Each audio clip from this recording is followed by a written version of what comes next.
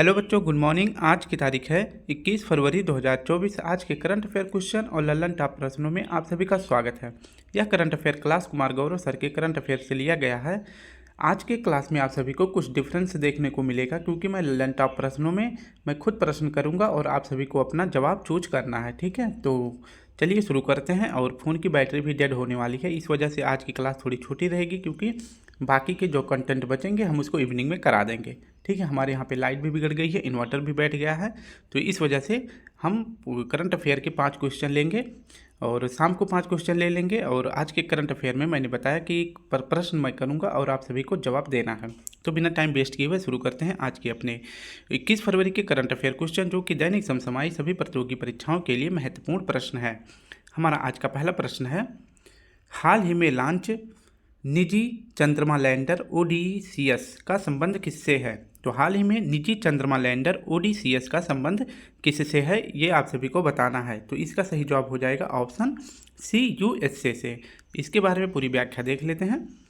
इसकी व्याख्या है, यूएसए का यह दूसरा निजी चंद्रमा मिशन लॉन्च किया गया है। तो यूएसए द्वारा लॉन्च किया गया यह दूसरा निजी क्षेत्र का चंद्र मिशन है, जिसका क्या नाम है? यह दूसरा वाला का नाम है ओडिसियस।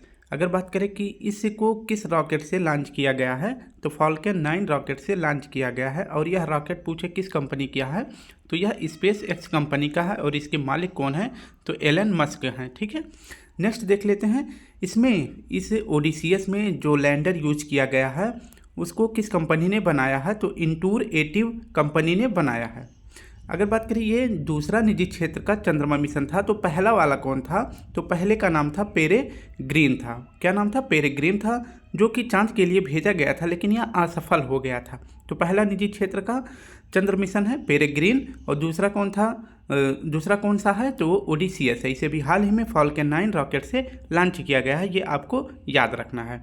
अब देख लेते हैं, ऑप्शन में विभिन्न देशों के नाम दिए गए थे, तो इसमें हम देखते हैं कि इजराइल की राजधानी का क्या नाम है? तो इजराइल की राजधानी का क्या नाम है? जेरूसलम है।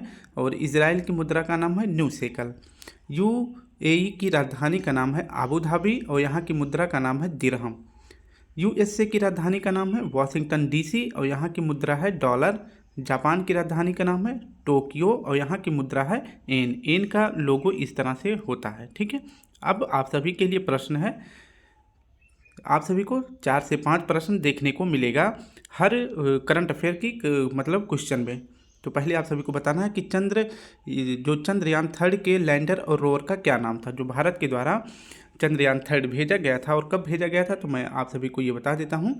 तो ये भेजा गया था 14 जुलाई को। ठीक है, तो 14 जुलाई को भेजा गया था। आप सभी को बताना है कि इसमें लैंडर और रोवर का क्या नाम था।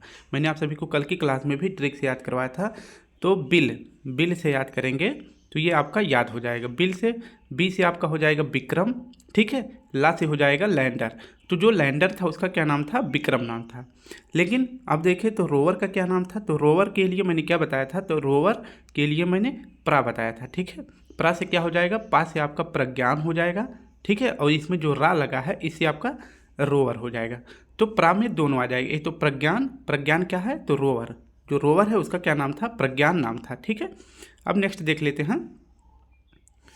लूना 25 ने किस देश के द्वारा लॉन्च किया गया था? तो लूना 25 मिशन जो था, यह पहले बता दें तो यह किस देश के, मतलब यह किसके लिए मिशन था? तो यह मून के साउथ पोल के लिए भेजा गया मिशन था। मून के साउथ पोल के लिए भेजा गया मिशन था, जिसका नाम था लूना 25। बात करें कि लूना 25 किस देश के द्वारा लॉन्च किया गया मिशन था, तो आप सभी को बताना है। अपना आंसर चूज कर लिए, तो इसका सही जवाब क्या हो जाएगा?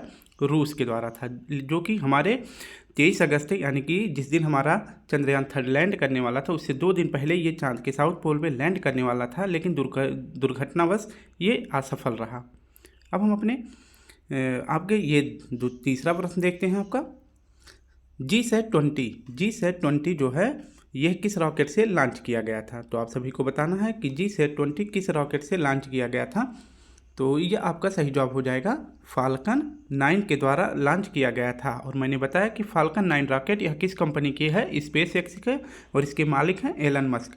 चंद्रयान 3 किस तारीख को चांद के साउथ पोल पर पहुंचा? अभी मैंने ऊपर के प्रश्नों में बताया था कि चंद्रयान किस तारीख को चांद के साउथ पोल पर पहुंचा था। भूल गए होंगे, मैं बता देता हूँ। तो 23 अगस्त को ये चांद के साउथ पोल पर पहुंचा था। और लॉन्च कब किया गया था? तो 14 जुलाई को लॉन्च किया गया था और 23 अगस्त को ये पहुंच गया था। और 23 अगस्त को ही हम राष्ट्रीय अंतरिक्ष दिवस अब मनाना शुरू कर दिए हैं, ठीक है। और चांद के जिस पोल पर हमारा विक्रम लैंड किया था उस जगह का क्या नाम रखा गया था? तो शिव शक्ति पॉइंट रखा गया था। अब देख लेते हैं अपने दूसरे प्रश्न को। हमारा दूसरा प्रश्न है, हाल ही में भारत सरकार ने भारतीय आवास परियोजना के चौथे, ठीक है, यहाँ पे ध्यान देंगे, चौथे चरण का औपचारिक शुभारंभ कहाँ किया है? तो चौथा चरण कहाँ पर शुरू किया गया है? किस चीज़ का? भारतीय आवास परियोजना का। तो भारतीय आवास परियोजना कहाँ पर शुरू किया गया है? तो इसका सही जवाब हो जाएगा हमारा श्रीलंका में शुरू किया गया है। अब देख लेते हैं इसकी व्याख्या में। भारतीय आवास परियोजना ये कहाँ पर चल रहा है? यह परियोजना चल रहा है श्रीलंका में। तो इस परियोजना के तहत भारत सरकार द्वारा श्रीलंका में कुल 60,000 घरों का निर्माण किया जाएगा। इसका पहला, दूसरा, तीसरा चरण पूरा हो गया है। चौथे चरण के लिए इसमें 1300 घर बनने वाले हैं, ठीक है। तो भारतीय आवास परियोजना कहाँ पर? श्रीलंका में। इसके तहत जो है 60,000 घरों में 60,000 घरों को निर्माण किया जाएगा। चौथा चरण प्रारंभ हो गया है, इसके तहत जो है 1300 घरों का निर्माण किया जाएगा, ठीक है। अब बात करते हैं श्रीलंका के राष्ट्रपति कौन है? श्रीलंका की राजधानी का क्या नाम है? तो श्री जयवर्धने पुरे है और इसे जो है सिंघली प्रदेश भी कहते थे। और यहाँ के राष्ट्रपति कौन है? तो रनील विक्रमसिंघे यहाँ के राष्ट्रपति हैं, ये आपको याद रखना है। अब देख लेते हैं एशियन क्रिकेट काउंसिल का मुख्यालय। एशियन क्रिकेट काउंसिल का मुख्यालय कहाँ पर है? ये आप सभी को बताना है। तो इसका सही जवाब हो जाएगा आपका कोलंबो में है। कहाँ पे है? कोलंबो में है। और अभी एशियन क्रिकेट काउंसिल के हेड कौन बनाए गए हैं? तो जय शाह बनाए गए हैं। ये भी आपको याद रखना, कौन बनाए गए हैं? जय शाह बनाए गए हैं। भारत में कच्चा तिहु द्वीप किस देश को दे दिया है? भारत ने कच्चा तिहु द्वीप किस देश को दे दिया है? तो आप सभी को बताना है कि भारत ने कच्चा तिहु जो आपका द्वीप था ये किसे दे दिया था? तो आपका सही जवाब हो जाएगा श्रीलंका को दे दिया गया था, ठीक है। अगर आप सभी मैप को ओपन करेंगे तो ये आपको मिल जाएगी भारत की लोकेशन। यहाँ पे आपको मिल जाएगा कच्चा तिहु और ये इसके नीचे जो है आपका श्रीलंका मिल जाएगा, ठीक है। जूम करके देखेंगे मैप तो, या फिर आप गूगल मैप पे खोलेंगे तो भी आपको दिख जाएगा, ठीक है। अब नेक्स्ट देख लेते हैं आपके लिए तीसरा प्रश्न। भारत और श्रीलंका के बीच कौन सा अभ्यास आयोजित किया जाता है? तो भारत और श्रीलंका के बीच कौन सा अभ्यास आयोजित किया जाता है? तो आप सभी को बताना है। अब मैं बता देता हूँ, याद हो गया होगा आपको। पहला तो आपका हो जाएगा सिलीनेक्स, ठीक है, सिलीनेक्स। थोड़ा सा लिखने में प्रॉब्लम होता है ना, तो इस वजह से सिलीनेक्स हो जाएगा। और दूसरा कौन सा? मित्र शक्ति, ठीक है। तो ध्यान से सुनेंगे, कौन सा है? मित्र शक्ति अभ्यास। सिलीनेक्स और मित्र शक्ति अभ्यास श्रीलंका और भारत के बीच में आयोजित किया जाता है। नेक्स्ट प्रश्न आपके लिए चौथा है, श्रीलंका में लिट्टे का दमन करने के लिए भारत ने कौन सा ऑपरेशन चलाया था? तो लिट्टे श्रीलंका में एक समुदाय है, उसका जो है दमन करने के लिए भारत सरकार के द्वारा 1987 में राजीव गांधी के समय एक ऑपरेशन चलाया गया था। तो बताएं कि उस ऑपरेशन का क्या नाम था? तो इसका सही जवाब हो जाएगा ऑपरेशन पवन, ठीक है। क्या नाम हो जाएगा? ऑपरेशन पवन, ठीक है। ये आपको याद रखना। ऑपरेशन पवन कहाँ पर चलाया गया था? श्रीलंका के लिट्टे समूह के लिए चलाया गया था। अब देख लेते हैं अपना तीसरा प्रश्न। हाल ही में सारंग हेलीकॉप्टर डिस्प्ले टीम ने किस देश में आयोजित एयर शो में भाग लिया है? तो सारंग हेलीकॉप्टर डिस्प्ले टीम ने किस देश में आयोजित एयर शो में भाग लिया है? तो इसका सही जवाब हो जाएगा ऑप्शन बी, सिंगापुर में। इसके बारे में पूरी व्याख्या देखते हैं। तो सिंगापुर के चांगी अंतर्राष्ट्रीय हवाई अड्डे पर एयर शो का आयोजन किया जा रहा है। यह जो हवाई अड्डा है, चांगी अंतर्राष्ट्रीय हवाई अड्डा, यह विश्व का सबसे खूबसूरत विश्व का सबसे अच्छा एयरपोर्ट है, ठीक है। ये आपको याद रखना है। अगर पूछे कि विश्व का सबसे अच्छा एयरपोर्ट कौन सा है, तो चांगी अंतर्राष्ट्रीय हवाई अड्डा है जो कि सिंगापुर में है। और यहीं पर जो है एयर शो का आयोजन किया गया है। इसमें जो है भारत की तरफ से सारंग हेलीकॉप्टर डिस्प्ले टीम ने भाग लिया था, ठीक है, भाग लिया था। और पूछे कि कौन सा हेलीकॉप्टर इसमें भाग लिया है, तो ध्रुव हेलीकॉप्टर ने भाग लिया है। और इस हेलीकॉप्टर का निर्माण किस कंपनी ने किया है?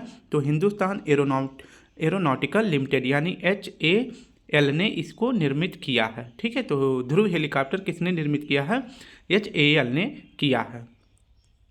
ऑप्शन में देख लेते हैं। जो ऑप्शन में देश दिए गए थे, जैसे कि मलेशिया की राजधानी का क्या नाम है? कुआलालंपुर। यहाँ की मुद्रा का नाम है रिंगिट। हरिमो शक्ति अभ्यास किसके बीच होता है? तो भारत और मलेशिया के बीच में होता है, ये आपको याद रखना है। अब नेक्स्ट देख लेते हैं सिम्बेक्स अभ्यास। अब आप सभी का प्रश्न स्टार्ट हो जाता है। सिम्बेक्स अभ्यास किस देश के बीच में होता है? सिम से आपका हो जाएगा सिंगापुर, ठीक है। सी से हो जाएगा आपका सिंगापुर, बी ए से हो जाएगा आपका भारत। तो सिंगापुर, ठीक है, सिंगापुर और भारत के बीच जो है कौन सा अभ्यास होता है? सिम्बेक्स अभ्यास होता है। नेक्स्ट प्रश्न है आपका विंग्स इंडिया का आयोजन हाल ही में कहाँ किया गया है? तो विंग्स इंडिया का आयोजन अभी हाल ही में कहाँ पर किया गया है? तो आप सभी को सोचना है और बताना है अपने मन में। तो इसका सही जवाब हो जाएगा बेगम पेट हवाई अड्डा, ठीक है। तो बेगम पेट हवाई अड्डा यहाँ पे जो है अभी हाल ही में विंग्स इंडिया का आयोजन किया गया है, ये आपको याद रखना है। और बेगम पेट हवाई अड्डा ये किस राज्य में है? तो यह हैदराबाद में है, ठीक है। कहाँ पर है? तो यह हैदराबाद में है, ये भी साथ में आपको याद रखना है।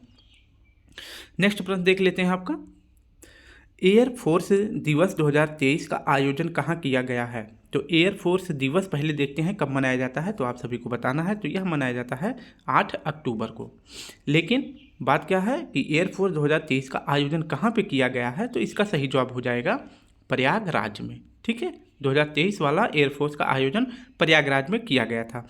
तिमोर लिस्ते किस संगठन का नवीनतम सदस्य बना है? तो बताएं कि तिमोर लिस्ते किस संगठन का नवीनतम सदस्य बना है। मैं बता देता हूं, यह 11वें नंबर का सदस्य देश बना है, लेकिन किस संगठन का बना है तो आप सभी को बताना है। तो इसका सही जवाब हो जाएगा आसियान का, ठीक है। किसका? तो आसियान का यह नवीनतम सदस्य देश बना है, ये आपको याद रखना है।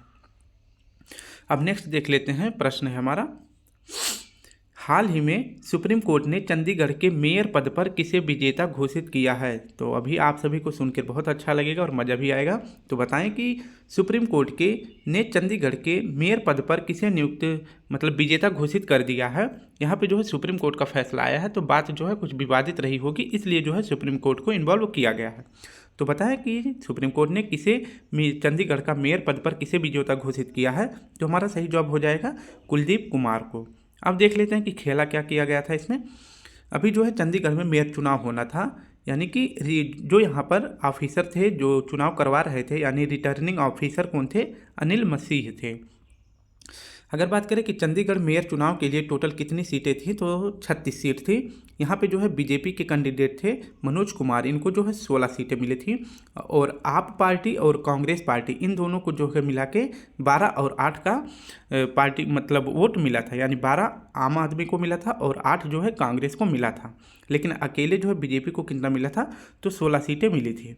इसमें जो है 8 वोट को इनवैलिड बता दिया किसने? अनिल मसीह जी ने कहा कि जो है 8 वोट जो है ये जो आम कांग्रेस को मिला है और आपको मिला है, तो दोनों में से कुछ कुछ वोट को जो है इन्होंने क्या बता दिया, टोटल जो है 8 वोटों को इन्होंने इनवैलिड बता दिया। किसने? अनिल मसीह जी, जो कि चंडीगढ़ मेयर चुनाव के ऑफिसर नियुक्त किए गए थे। तो क्या होता है वैसे, अगर ये दोनों अब अगर 12 और 8 का अगर देखें तो ये हो जाता है आपका 20 सीट, ठीक है। तो 20 हो जाता है, तो इनके पास कितने हैं? 16 सीट। तो अगर ये दोनों आपस में मिल जाएंगे तो इनका 20 हो जाएगा, तो ये मेयर चुनाव के लिए जीत जाते हैं। तो ये बात पड़ता है कि या फिर आम आदमी के जो है व्यक्ति चंडीगढ़ के मेयर बने या फिर कांग्रेस के, ये तो उन दोनों पे डिपेंड करता है। लेकिन इन दोनों के पास टोटल कितनी सीटें हैं? 20 सीटें हैं। तो देखते हैं कि 16 सीट होने के बाद जो है अनिल मसीह ये कहते हैं कि जो आम आदमी और कांग्रेस को कुछ सीटें मिली हैं, उनमें से 8 सीटें इनवैलिड हैं। इसलिए जो है चंडीगढ़ का मेयर किसे नियुक्त किया जाता है? तो मनोज कुमार को नियुक्त किया जाता है। तो इस कंडीशन में जो है कुलदीप कुमार जो थे ये कहाँ चले गए? सुप्रीम कोर्ट में चले जाते हैं। तो सुप्रीम कोर्ट ने देखा कि जो वीडियो बना था वो डालते समय, तो उसको देखा तो उन्होंने कहा कि कोई इनवैलिड वोट नहीं पड़ा है।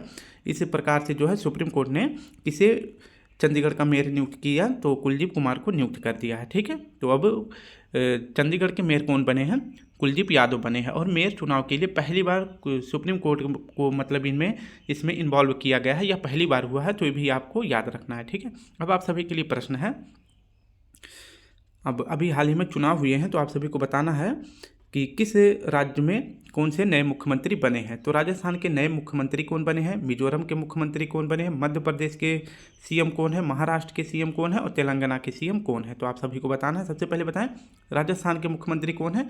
तो आपका सही जवाब हो जाएगा भजन लाल, BHAJAN, भजन लाल शर्मा राजस्थान के मुख्यमंत्री हैं। और मिजोरम के कौन है? तो लाल दुहमा हैं। कौन है? लाल दुहोमा है। और मध्य प्रदेश के सीएम कौन है? तो आप सभी को बताना है कि मध्य प्रदेश के सीएम कौन है? तो मोहन यादव जी हैं, ये भी आपको याद रखना है। नेक्स्ट देख लेते हैं। नेक्स्ट हमारा है महाराष्ट्र के सीएम कौन है? तो एकनाथ शिंदे जी हैं, ये भी याद रखना है। और तेलंगाना के कौन है? रेवंत रेड्डी हैं। ठीक है, तो ये आपके 5 सीएम हो जाते हैं। नेक्स्ट प्रश्न देख लेते हैं, 5वां प्रश्न और यही आखिरी प्रश्न है।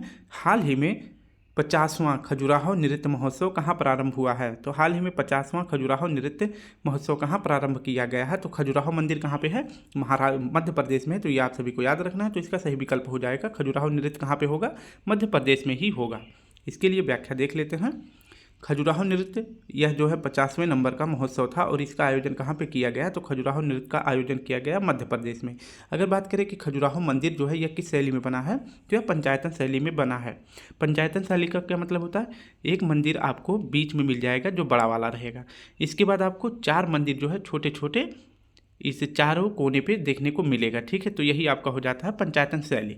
तो खजुराहो मंदिर किस शैली में बना है? तो यह पंचायतन शैली में बना है, इसे आप याद रखेंगे। और मध्य प्रदेश में ही कंजरिया महादेव का मंदिर भी है, ये भी आपको याद रखना है। अभी कुछ दिनों पहले जो है केला महोत्सव का आयोजन मध्य प्रदेश में ही किया गया था, ये भी आप सभी का करंट प्रश्न है, तो याद रखेंगे। तो केला महोत्सव कहाँ पर किया गया है? मध्य प्रदेश के बुरहानपुर में, ये आपको याद रखना है। ठीक है, अब कुछ राज्यों के महत्वपूर्ण फेस्टिवल को देख लेते हैं। मेरा प्रश्न आप सभी का जवाब। प्रश्न है बोनालू फेस्टिवल और बथुकम्मा फेस्टिवल कहाँ पर सेलिब्रेट किया जाता है? तो आप सभी को बताना है बोनालू फेस्टिवल, बथुकम्मा फेस्टिवल कहाँ पर सेलिब्रेट किया जाता है? तो आप सभी का सही जवाब क्या हो जाएगा? सीएम वहाँ पे रेवंत रेड्डी जी हैं। तो अगर आप सभी को याद आया होगा तो सही विकल्प हो जाएगा आपका तेलंगाना। नेक्स्ट देख लेते हैं लोसर फेस्टिवल कहाँ पे सेलिब्रेट किया जाता है? लोसर ला से लद्दाख। ठीक है, तो लोसर कहाँ पे? लद्दाख में। लोसांग कहाँ पे होता है? लोसांग, सांग आ रहा है ना तो सिक्किम, सांग आ रहा है तो आपका कहाँ पे हो जाएगा? तो ये आपका हो जाएगा सिक्किम में। ठीक है, नेक्स्ट देख लेते हैं थाईपुसम, जल्लीकट्टू और पोंगल। पोंगल देखे होंगे तो आप सभी को याद ही आ गया होगा। तो उसी प्रकार से 2 और याद रख लेंगे, थाईपुसम और जल्लीकट्टू। ये दोनों फेस्टिवल कहाँ पे होते हैं? तो तमिलनाडु में होते हैं, ये भी आपको याद रखना है। होजागिरी फेस्टिवल कहाँ पे होता है? तो ये आप सभी को मिल ही गया है, तो ये तो आप सभी का प्लस पॉइंट है। होजागिरी फेस्टिवल त्रिपुरा में। और खारची यह भी आपका हो जाता है त्रिपुरा में। तो स्टूडेंट इस प्रकार से हमारे 5 क्वेश्चन और साथ में आप सभी से आज किया हुआ प्रश्न, आप सभी का जितना प्रश्न गलत हो तो एक बार फिर से वीडियो देख ले, नहीं तो अब जो है वीडियो कल कर लेंगे, मतलब कल क्या शाम को कर लेंगे, क्योंकि बैटरी भी नहीं है और अभी फ़ोन डेड हो जाएगा, तो इस वजह से हम बाहर आए हैं। तो सोच रहे हैं कि थोड़ा सा चार्जिंग भी चल जाएगा और आप सभी का वीडियो भी मैंने कंप्लीट कर दिया है। और थोड़ा करके कल भी मतलब शाम को देख लेना। तब तक के लिए आप सभी को अगर वीडियो अच्छी लगी तो लाइक शेयर कमेंट जरूर करें। चलिए कल फिर मिलते हैं, तब तक के लिए आप सभी को प्यारा सा जय हिंद, जय भारत।